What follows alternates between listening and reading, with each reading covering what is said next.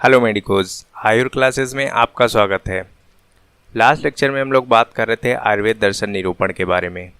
आयुर्वेद दर्शन निरूपण की अगर बात करें तो इसमें कुल 4 टॉपिक्स दिए गए थे, जिसमें से हमने पहला टॉपिक आयुर्वेद के मौलिक सिद्धांतों की दार्शनिक पृष्ठभूमि और दूसरा टॉपिक दर्शन शब्द की व्युत्पत्ति, दर्शन के प्रकार तथा भारतीय दर्शनों की संक्षिप्त जानकारी के साथ न्याय, वैशेषिक, सांख्य और योग दर्शन का वर्णन ये समझ लिया है। आज हम इस चैप्टर के तीसरे टॉपिक यानी आयुर्वेद एक श्रेष्ठ एवं स्वतंत्र दर्शन की बात करेंगे। इस चैप्टर का सबसे मोस्ट इम्पॉर्टेंट टॉपिक है। आज का लेक्चर आपके लिए बहुत ही ज़्यादा इम्पॉर्टेंट है, ठीक है। अगर इस चैप्टर से क्वेश्चन बनता है तो मोस्ट प्रोबेबिलिटी है कि वो आज ही के लेक्चर से बनेगा, इसलिए आज का लेक्चर बहुत ही ज़्यादा इम्पॉर्टेंट है और एक एक पॉइंट को आप अच्छे से समझिएगा। सबसे पहले हम बात करते हैं आयुर्वेद एक श्रेष्ठ एवं स्वतंत्र दर्शन आखिर क्यों है। अभी तक जितना भी आप लोग पढ़ के आए हैं या फिर जितना भी आयुर्वेद के बारे में जानते हैं तो यही जानते हैं कि आयुर्वेद एक चिकित्सा शास्त्र है, ठीक है। लेकिन आज हम इस बात को क्लियर करेंगे कि आयुर्वेद चिकित्सा शास्त्र तो है, ठीक है, साथ ही साथ एक स्वतंत्र दर्शन भी है। दर्शन कैसे है इस बात को स्पष्ट करेंगे। जिस प्रकार वैशेषिक दर्शन में द्रव्य, गुण, कर्म, सामान्य, विशेष, समवाय इन 6 पदार्थों का वर्णन किया गया है तथा इनकी सिद्धि के लिए प्रत्यक्ष तथा अनुमान प्रमाण का आधार लिया गया है, यानी जो 6 पदार्थ हैं वैशेषिक दर्शन में द्रव्य, गुण, कर्म, सामान्य, विशेष और समवाय, उनकी सिद्धि के लिए प्रत्यक्ष और अनुमान प्रमाण का उपयोग किया जाता है। ये बात हो गई वैशेषिक दर्शन की। ठीक उसी तरह से आयुर्वेद में भी 6 पदार्थों का वर्णन किया गया है, लेकिन इन पदार्थों का क्रम अलग है। सामान्य, विशेष, गुण, द्रव्य, कर्म, समवाय तथा इनकी सिद्धि के लिए चतुर्विध प्रमाणों यानी प्रत्यक्ष, अनुमान, शब्द, युक्ति का उपयोग किया गया है, ठीक है। जिस प्रकार देखो वैशेषिक दर्शन है उसी तरह आयुर्वेद दर्शन भी दिख रहा है कि नहीं दिख रहा है। इसमें भी 6 पदार्थ हैं जिनका सिद्धि के लिए प्रत्यक्ष और अनुमान प्रमाण का उपयोग किया गया है। वैसे ही आयुर्वेद में भी 6 पदार्थ हैं जिनकी सिद्धि के लिए प्रत्यक्ष, अनुमान, शब्द और युक्ति दिख रही है, ठीक। एक पॉइंट हो गया। दूसरा पॉइंट देखो, प्रकृति, पुरुष को यहाँ पे आत्मा लेंगे, ठीक है।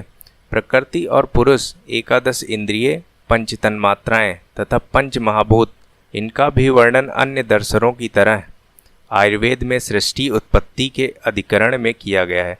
जैसे प्रकृति और पुरुष का वर्णन दूसरे दर्शनों में सृष्टि की उत्पत्ति के लिए हुआ है, ठीक वैसे ही आयुर्वेद में भी प्रकृति और पुरुष इनका उपयोग किया गया है सृष्टि के उत्पत्ति के लिए।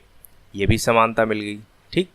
वैसे ही प्रकृति और पुरुष, एकादश इंद्रिय, 5 तन्मात्रा तथा 5 महाभूत, इनका भी वर्णन अन्य दर्शनों की तरह आयुर्वेद में सृष्टि उत्पत्ति के अधिकरण में किया गया है, ठीक। इनसे भी सृष्टि उत्पत्ति हुई है, जैसा अन्य दर्शनों ने माना है वैसे ही आयुर्वेद ने भी माना है। ये हो गया दूसरा पॉइंट। तीसरा पॉइंट देखो, अन्य दर्शनों का उद्देश्य मोक्ष की प्राप्ति तथा त्रिविध दुखों की अत्याधिक निवृत्ति है, ठीक। अन्य दर्शन क्या मानते कि उनका उद्देश्य कि मोक्ष की प्राप्ति हो और दुखों से निवृत्ति हो। आयुर्वेद का भी उद्देश्य ऐसा ही है कुछ। आयुर्वेद का उद्देश्य या प्रयोजन दुख निवृत्ति के साथ ही, यानी आयुर्वेद का प्रयोजन दुख से निवृत्ति तो है, लेकिन उसके साथ ही स्वस्थ व्यक्ति के स्वास्थ्य का संरक्षण एवं रोगी के विकारों का शमन है, ठीक। दुख से निवृत्ति तो करवाएगा ही आयुर्वेद, ठीक। उसके साथ ही साथ स्वस्थ व्यक्ति के स्वास्थ्य का संरक्षण एवं रोगी के विकारों का शमन करेगा। इससे 2 चीज़ें स्पष्ट हो गई। एक ये कि दुख से निवृत्ति करवा रहा है, ये दर्शन का उद्देश्य है, और दूसरा ये कि स्वास्थ्य व्यक्ति के स्वास्थ्य का संरक्षण कर रहा है एवं रोगी के विकार का शमन कर रहा है। इससे सिद्ध हो गया कि ये चिकित्सा शास्त्र है। दोनों बातें यहाँ पे स्पष्ट हो गई, ठीक। उपर्युक्त तीनों उदाहरणों से स्पष्ट है कि अन्य दर्शनों की भांति आयुर्वेद भी एक दर्शन है। आयुर्वेद एक दर्शन तो है, लेकिन अन्य दर्शनों से अलग स्वतंत्र दर्शन है। आयुर्वेद में सभी दर्शनों का सार तो समाविष्ट ही है, साथ ही इसके प्रतितंत्र सिद्धांत भी अनुकरणीय एवं सराहनीय हैं, जो व्यवहारिक एवं सामाजिक जीवन में नित्यंत आवश्यक हैं। ठीक, दूसरे दर्शनों के जितने भी सार थे, हमने जब पहला लेक्चर किया था दर्शन का, तब उसमें कंपेयर करके हर दर्शन को दिखाया था आयुर्वेद के साथ में। वो सारे सार इस आयुर्वेद में भी मिल रहे हैं। ठीक, और जो कि व्यवहारिक एवं सामाजिक जीवन के लिए अत्यंत आवश्यक हैं। अब आयुर्वेद के प्रतितंत्र सिद्धांत कौन से हैं? इस सिद्धांतों को हमने पढ़ लिया ऑलरेडी। अब यहाँ पे दोबारा हम इन सिद्धांतों को नहीं पढ़ाने वाले हैं। आपको अगर ये सिद्धांत फिर से देखना है तो आप फर्स्ट लेक्चर को देखिए जाके, चैप्टर 1 के फर्स्ट लेक्चर को।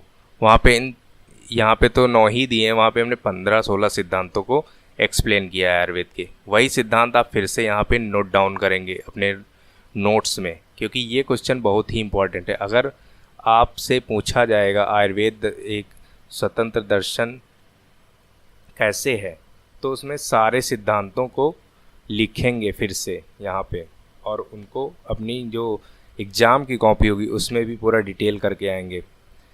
कौन कौन से सिद्धांत लिखेंगे? पंचमहाभूत का सिद्धांत, ठीक, त्रिदोष का सिद्धांत, सप्तधातु का सिद्धांत, त्रिगुण का सिद्धांत, रसादि पंच पदार्थ कैसे हैं, ठीक, आत्मा परमात्मा क्या है, पुनर्जन्म और मोक्ष क्या है, चतुर्विंशति पुरुष क्या है, पंचविंशति पुरुष क्या है।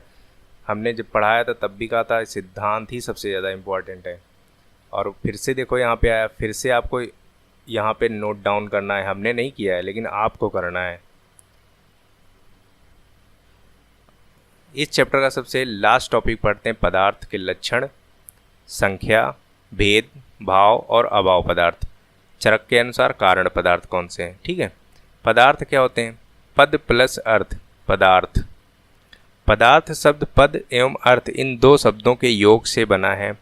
पदस्य अर्था पदार्था, वह वस्तु जिसका किसी पद से बोध हो या ज्ञान होता हो उसे पदार्थ कहेंगे। यानी कोई भी वस्तु है जिसका हम शब्दों के द्वारा ज्ञान करा दें वही पदार्थ है।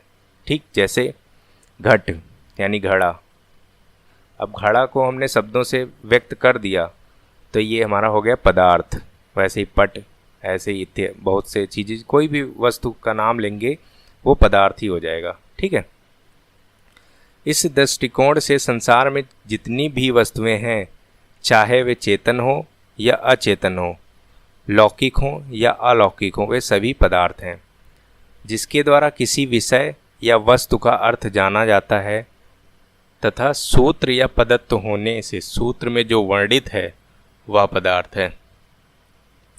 दूसरे शब्दों में हम कह सकते हैं कि जिसके द्वारा किसी विषय का ज्ञान हो तथा सूत्र के पदत्व एवं सूत्र के द्वारा प्रतिपादित हो उसे पदार्थ कहते हैं। सूत्र के द्वारा प्रतिपादित होना मतलब जिसको सूत्रों के द्वारा लिखा जा सके उसे हम लोग पदार्थ कहेंगे। ये हो गई पदार्थ की डिफिनेशन। पदार्थ के लक्षण क्या होते हैं? अर्थापदस्य, यानी पदों के अर्थ को हम लोग पदार्थ कहेंगे। ठीक है, तंत्र युक्ति के प्रकरण में पदार्थ को अर्थापदस्य कहकर पदार्थ की तंत्र युक्ति के रूप में गणना की गई है। यहाँ पर पद का अर्थ ही पदार्थ कहलाता है। पदार्थो नाम पदस्य पदयो पदानाम वाय अर्था पदार्था। ठीक, पदस्य मतलब एक पद, पदयो मतलब दो पद, पदानाम मतलब अनेक पद। यानी एक पद के अर्थ को या दो पदों के अर्थ को या अनेक पदों के अर्थ को हम लोग पदार्थ कहते हैं। ठीक है, प्रमिति विषया पदार्था, जो प्रमिति का ज्ञान विषय हो उसे पदार्थ कहेंगे। यानी जो ज्ञान के विषय जितने भी हैं वो सब पदार्थ कहलाते हैं। पदार्थ की भेद की अगर बात करें और उनकी संख्या की अगर हम बात करें, द्विविधमेव खलु सर्वे सच और असच। ठीक है, यानी आचार चरक के अनुसार पदार्थ या तो सत हैं यानी सच हैं या फिर असत हैं यानी असत्य हैं। भेद से दो प्रकार के होते हैं, ये सत पदार्थ क्या होते हैं? वे पदार्थ जो विधि विषयक प्रमाणों के द्वारा सत्तावान यानी भाव होने के कारण परीक्षा योग्य हैं, सत पदार्थ कहलाते हैं।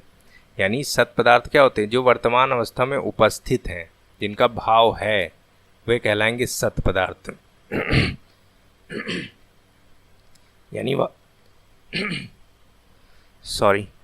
यानी वे पदार्थ जो वर्तमान अवस्था में उपस्थित हैं, वे कहलाएंगे हमारे सत पदार्थ। ठीक है। और असत पदार्थ क्या होते हैं? वे पदार्थ जो विधि विषयक प्रमाणों के द्वारा सत्तावान न होने के कारण परीक्षा योग्य नहीं होते हैं, असत पदार्थ कहलाते हैं। यानी जो उपस्थित नहीं है, सत्तावान नहीं है, और सत्तावान अगर नहीं है तो हम उनकी परीक्षा भी नहीं कर सकते हैं, और ऐसे पदार्थों को हम लोग कहेंगे असत पदार्थ। यानी पदार्थ कोई पूछे कितने प्रकार के होते हैं, तो पदार्थ दो प्रकार के होते हैं, एक सत पदार्थ और एक असत पदार्थ। ठीक है। सामान्यम चा विशेषम चा गुणानि द्रव्याणि कर्म चा। यानी महर्षियों ने अपनी ज्ञान चक्षुओं से छह पदार्थों का ज्ञान प्राप्त किया है। वे छह पदार्थ निम्न हैं: सामान्य, विशेष, गुण, द्रव्य, कर्म और समवाय। इन पदार्थों का क्रम शास्त्र की व्याख्या के अनुसार है। ये बात हो गई चरक के अनुसार, यानी आयुर्वेद के अनुसार। हम देखेंगे न्याय के अनुसार कितने पदार्थ हैं। द्रव्य, गुण, कर्म, सामान्य, विशेष, समवायानाम पदार्थानाम। वैशेषिक दर्शन के अनुसार है। वैशेषिक दर्शन के अनुसार धर्म विशेष के द्वारा उत्पन्न द्रव्य, गुण, कर्म, सामान्य, विशेष, समवायी नामक छह पदार्थ, वही छह पदार्थ हो गए। ठीक है। न्याय दर्शन के अनुसार देखो पदार्थ, हमने ये याद करवाए। न्याय दर्शन के अनुसार 16 पदार्थ: प्रमाण, प्रमेय, संशय, प्रयोजन, दृष्टांत, सिद्धांत, अवयव, तर्क, निर्णय, वाद, जल्प, वितंडा, हेत्वाभास, छल, जाति और निग्रह। ठीक है। ये 16 पदार्थ होते हैं न्याय दर्शन के अनुसार। और भाव और अभाव पदार्थ क्या होते हैं? पदार्थों को सामान्यतः दो भागों में विभाजित किया गया है, एक तो भाव पदार्थ, दूसरा अभाव पदार्थ। एक्चुअल में ये सत पदार्थ और असत पदार्थ ही हैं। ठीक है। भाव पदार्थ क्या होते हैं? भवंती सत्ता अनुभवंतीत भावा। जो सत्तावान हो, अर्थात जिसका अस्तित्व हो और जिसका अनुभव किया जा सके, उसे भाव पदार्थ कहते हैं। भाव पदार्थ असंख्य हैं, फिर भी मुख्यतः इनकी संख्या 6 मानी गई है: द्रव्य, गुण, कर्म, सामान्य, विशेष और समवाय। अभाव पदार्थ समानतः जिसकी सत्ता ना हो तथा जिसका अनुभव भी ना किया जा सके, उसे अभाव कहते हैं। आ मतलब नहीं, भाव मतलब सत्ता या उपस्थिति, यानी जिसकी उपस्थिति ही नहीं है वो कहलाएंगे अभाव पदार्थ। चरक के अनुसार कारण पदार्थ।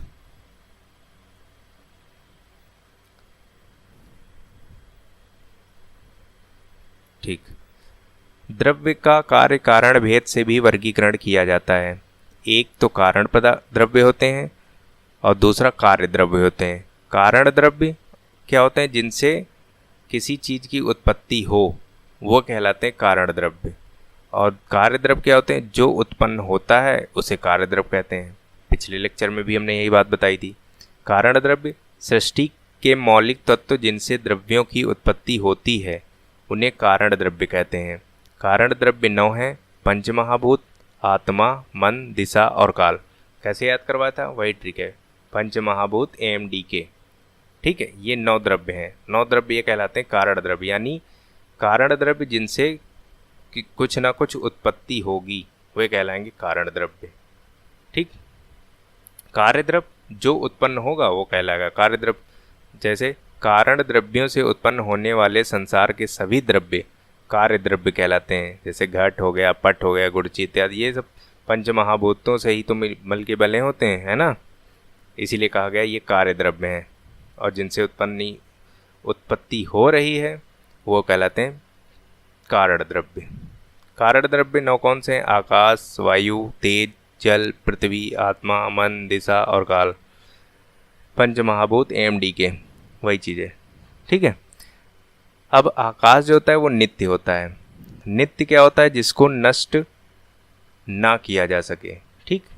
यानी आकाश को हम नष्ट नहीं कर सकते हैं। लेकिन वायु, तेज, जल और पृथ्वी अगर ये परमाणु रूप में हैं तब तो ये नित्य हैं, लेकिन अगर कार्य रूप में उपस्थित हैं तो अनित्य। कार्य रूप में कैसे? जैसे मान लिया कोई वृक्ष है, अब वो पंच महाभूतों से मिलके ही तो बना है, तो वो नष्ट हो जाएगा, ठीक है, क्योंकि वो कार्य है। लेकिन अगर यही वायु, तेज, जल, पृथ्वी परमाणु रूप में है तब वे नित्य रहेंगे, यानी उनको नष्ट नहीं किया जा सकता। वैसे ही आत्मा, मन, दिशा और काल ये सब भी नित्य हैं, ठीक। केवल अनित्य क्या है? जब ये वायु, तेज, जल और पृथ्वी ये जब कार्य रूप में आ जाते हैं तब इनको हम लोग अनित्य कहेंगे। कार्य द्रव्य अनित्य, अस्थायी या नाशवान होते हैं, ठीक। इसी के साथ हमारा ये जो दूसरा टॉपिक था आयुर्वेद दर्शन निरूपण वो ख़त्म हुआ, ठीक है। नेक्स्ट लेक्चर में हम लोग बात करेंगे अपने नेक्स्ट चैप्टर के बारे में, जो है द्रव्य विज्ञानियम, ठीक है। So thank you.